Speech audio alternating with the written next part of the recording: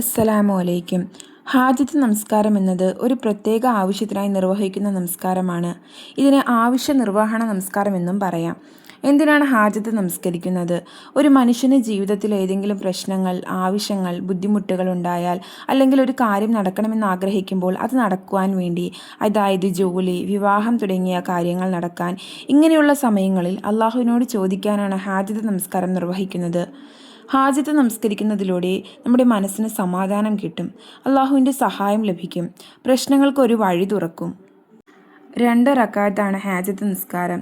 നിയ്യത്ത്: ഹാജത്തിൻ്റെ 2 റക്അത്ത് സുന്നത്ത് നിസ്കാരം അള്ളാഹു തആലക്ക് വേണ്ടി കിബിലയ്ക്ക് മുന്നിട്ട് ഞാൻ നമസ്കരിക്കുന്നു. അല്ലെങ്കിൽ ആവശ്യ നിർവഹണത്തിൻ്റെ 2 റക്അത്ത് സുന്നത്ത് നിസ്കാരം അള്ളാഹു തആലക്ക് വേണ്ടി ഞാൻ നമസ്കരിക്കുന്നു എന്ന് നിയ്യത്ത് ചെയ്യുക. ആദ്യത്തെ റക്അത്തിൽ വജ്ഹത്ത് ഓതിയ ശേഷം ഫാത്തിഹ ഓതുക.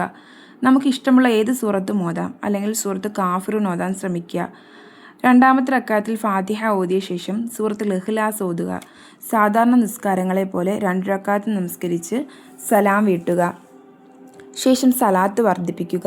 മനസ്സറിഞ്ഞ് ദുആ ചെയ്യുക. ആവശ്യങ്ങൾ പടച്ചവനോട് പറഞ്ഞ് ദുആ ചെയ്യാൻ ശ്രമിക്കുക. ഹാജത്ത് നിസ്കാരം ഏത് സമയത്തും നമസ്കരിക്കാം. പ്രത്യേകിച്ച് വിഷമഘട്ടങ്ങളിൽ നമസ്കരിക്കുന്നതാണ് ഏറ്റവും നല്ലത്. ആ സമയത്ത് നമസ്കരിക്കുമ്പോൾ ഉള്ളുരുകി കരഞ്ഞുകൊണ്ട് നമ്മൾ ദുആ ചെയ്യും. രാത്രി സമയങ്ങളിൽ നമസ്കരിക്കുന്നതാണ് ഏറ്റവും നല്ലത്. നമസ്കരിച്ചു കൊണ്ടേയിരിക്കുക, ദുആ ചെയ്യുക, ക്ഷമയോടെ കാത്തിരിക്കുക. അള്ളാഹു നമ്മുടെ ദുആ സ്വീകരിക്കുന്നതാണ്. അസ്സലാമു അലൈക്കും വറഹ്മത്തുള്ളാഹി വബറകാതുഹു.